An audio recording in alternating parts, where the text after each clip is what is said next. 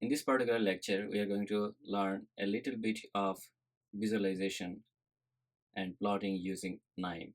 So let's get started here. Let's start with a new workflow. Click on create new workflow, and that will open, of course, a dialog to name our file. We can say project.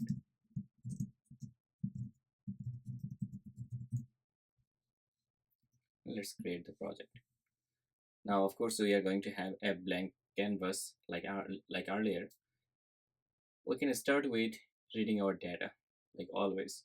So let's search for read CSV. We'll drag the CSV reader. Let's make it a little larger so you can see better. So we have our CSV reader ready. Let's configure this one. We have to, of course, select the path. I have my data under this folder, so I'm going to go there. I'm going to select the file that I want to read here. Select apply and OK. Now my reader is ready. Let's click run. And now I have my data read into KNIME. All right, let's give it a comment.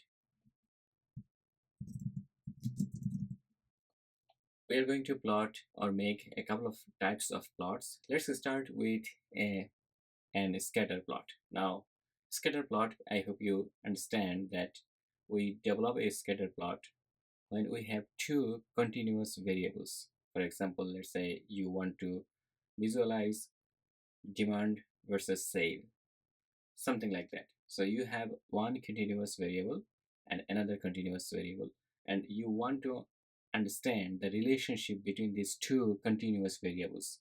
We don't develop, let's say, a scatter plot for one nominal variable and another continuous variable, or two nominal variables. We have other types of plots for that, but for this particular exercise we are going to make a scatter plot.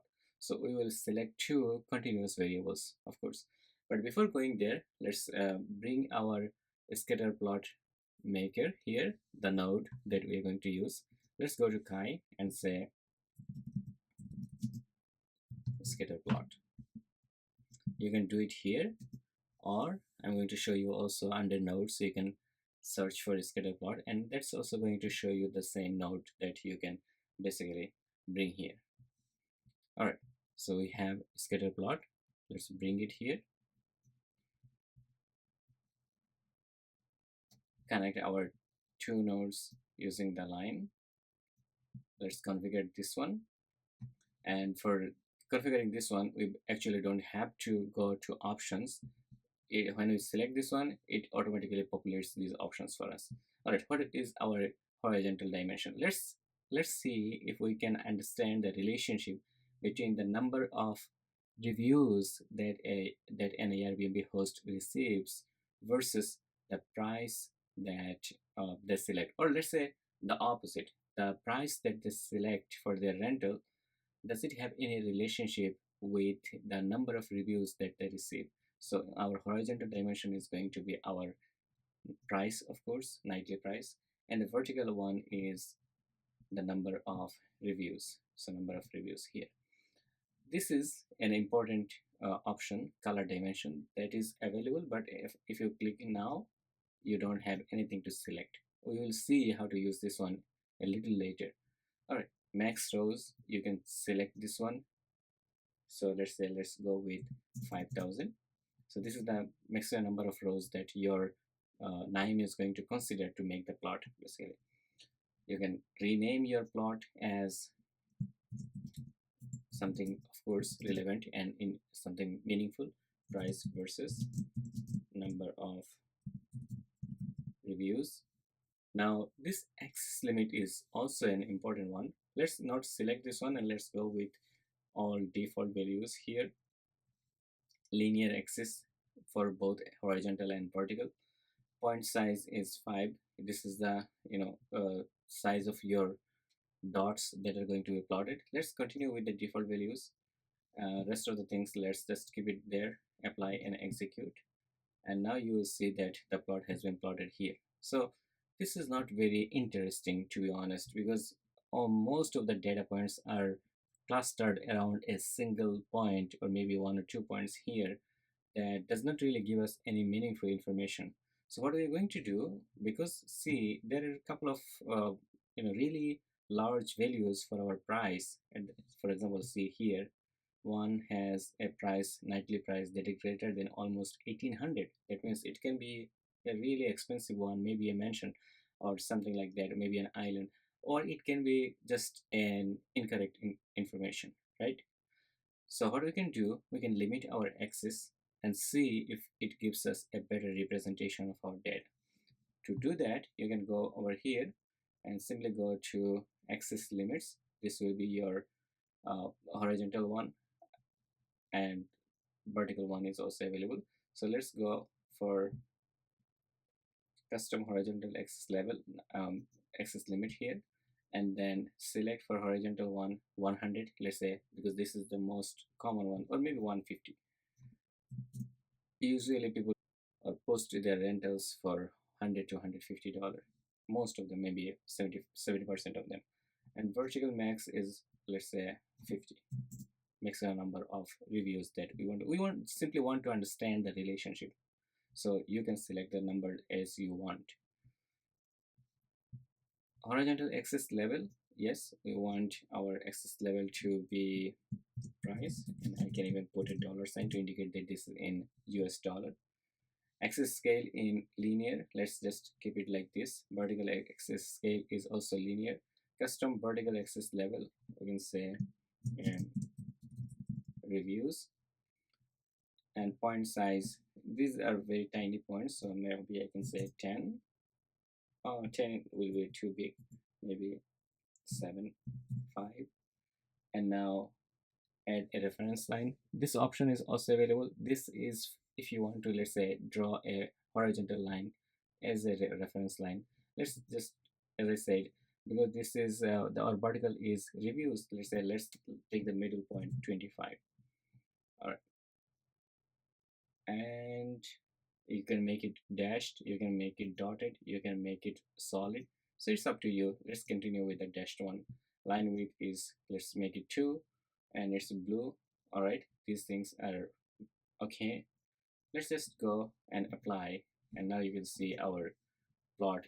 This is little better than our earlier one, because now we can see a little bit of relationship with our price with number of reviews. For example, if you see here, there is I would say, mm, it's difficult to tell yet, but there is, if we continue a little more, probably we will see a negative relationship between price and number of reviews. And this is what it should be, because if you increase the price of your rental, of course less people are going to rent that. That means you're eventually going to get less number of reviews.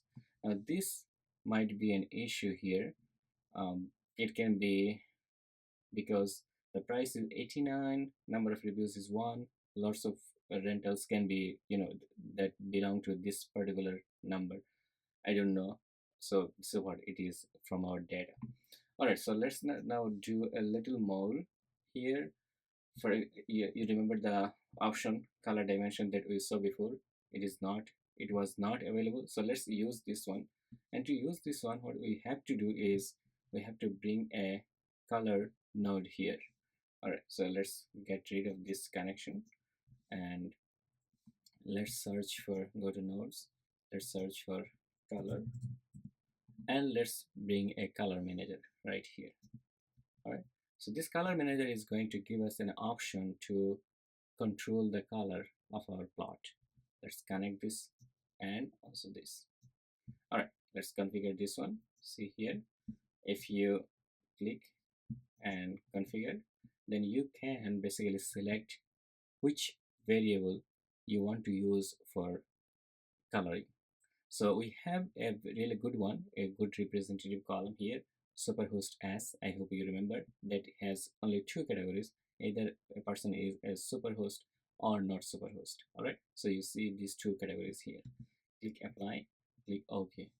All right, now if you go here, we need to run this one. It is connected. Now if you go here, let's also put a comment here,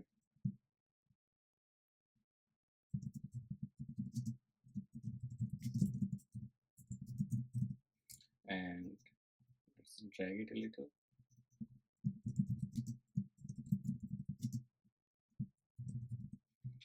It should be a scatter plot. All right, and now you can select the variable that you selected earlier in your previous step as your coloring variable, that is going to basically give you an option to separate, to differentiate, to visualize into multiple ways. All right, let's apply and execute. And now you can see the same plot like earlier, but now you have two different colors. One is red color, the other one is green color. The green one is what is you get for non-superhost, and red one is for superhost. If you click on this one, you will see that this one gets removed, so you have only non-superhost. And if you look into non-superhost, it looks like a positive linear relationship. That means if they increase their price, it seems like the number of reviews that they are getting goes a little higher. Now, this is important to remember that this is not something that we calculated. So it just from our naked eyes, we can see that looks like a little bit of positive relationship. Now let's take a look at the superhost, and let's get rid of the non-superhost. Now for superhost, this is more intuitive because now you see that this relationship looks kind of a negative, and I already explained it to you that it should be the case um, based on intuition and my personal experience with this data set, Airbnb data set, that there should be a negative relationship between these two. And it makes sense because if I increase the price of my rental, of course, less people are going to rent that one. So there should be a negative relationship. All right, now let's get rid of this plot. And this is exactly how you can create scatter plot. Now let's go to a different type of plot. Maybe let's say that we want to create a bar plot. All right, so to create a bar plot, we have to go here, go for bar plot, and select this one that says bar chart, bring it here. And remember that we don't really have to go to a new interface or canvas. We can simply connect our previous one with this one, and now we have our data connected and also our color manager connected to our new plot manager. So create or make virtual here. Now remember, when you select this one, you see right here the category dimension, and if you do not aggregate the other category, so in your one axis, in your, let's say in your x-axis, you will have superhost as in the other axis. Now if you do not aggregate, it is going to simply plot all the numbers there. Let's use this one by default. Let's select review score rating. That means what types of ratings out of 1 to 5 they receive. Let's bring it to your included list here, and let's give it a title, superhost.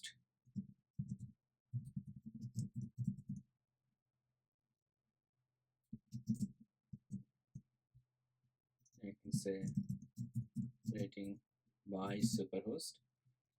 And access level, you can also change the access level. You can say superhost. You can also frequency level.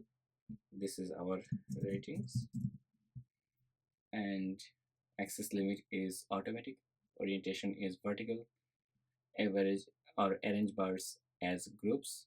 We will see how to do it as stacked. So you right now it is going to plot it as grouped.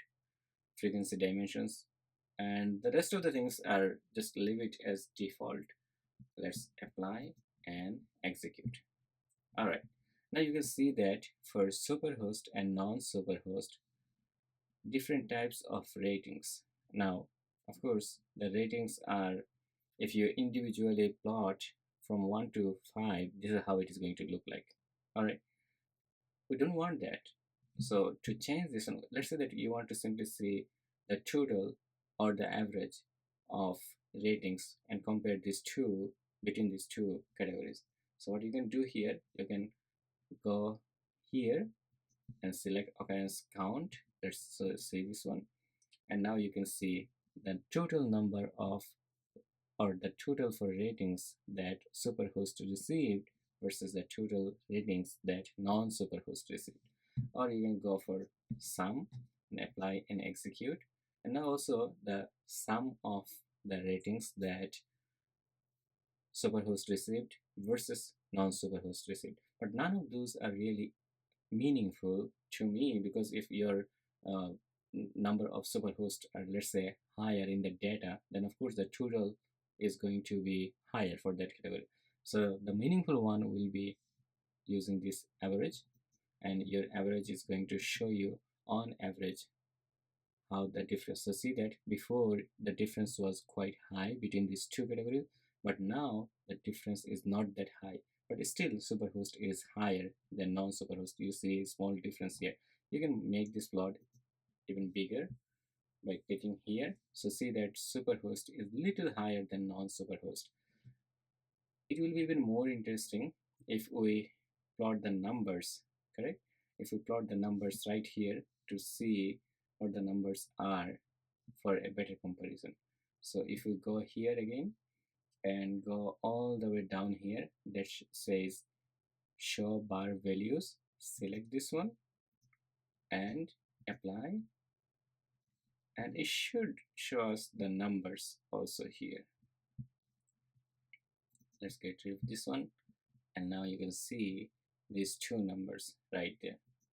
All right, let's bring it back, and now you have your numbers also available in your plot. So superhost has an average, on average they have 492 rate as their rating, and non-superhost has 486. Now you might say that, well, the difference is not that high, but if this is significant, that means that they have a significant difference in the means in their ratings, right? So that simply means superhosts are much better or receive much higher ratings compared to non-superhost.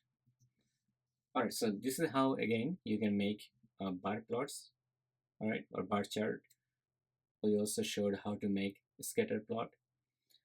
You can also make, let's say, pie chart, or some other type of charts if you want. So let's bring only the pie chart here, and I will leave the rest for you. You can try simply from these plots, simply write plot and bring all those and try out different other categories here. All right, so for pie chart, let's connect this one. So let's just continue with the superhost at this moment. Let's also again select average and frequency dimension, maybe again price or number of reviews or ratings, something like that. Threshold, let's continue with the default one.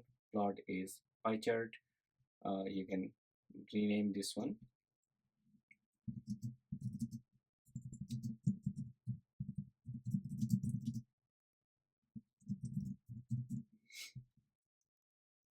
You can even make a donor chart if you want. Select this one if you want to make a donor chart. Sort categories by size, name, or something. You can do that. We are going to leave it as it is at this moment. Let's apply and execute. And now you can see again the difference between superhost and non-superhost. Let's just change this one to a different category, maybe people who have profile picture versus people who do not have profile picture. And now you can see people who have profile picture, their rating, versus people who do not have profile picture. So if you go with occurrence count, you can also see number of times that it happened. And of course I was expecting that the profile picture, how many times it is available is just, almost 99-75% time people have profile picture available. So if I go to a different one, let's say host ID verified or not, you can see that, well, most of the people, like almost 87% people, have their profile verified by Airbnb, compared to like around 12-15% that do not have their profile verified. All right, so I showed you a couple of ways that you can basically create charts and plots using KNIME. I will suggest you to try out other types. Of course, try to bring something or try to make something that is meaningful and that your data supports that one. Try out, and this is how you can basically very easily create this type of charts and plots to look into your data to have some meaningful information from there. Please let me know if you have any questions. Thank you.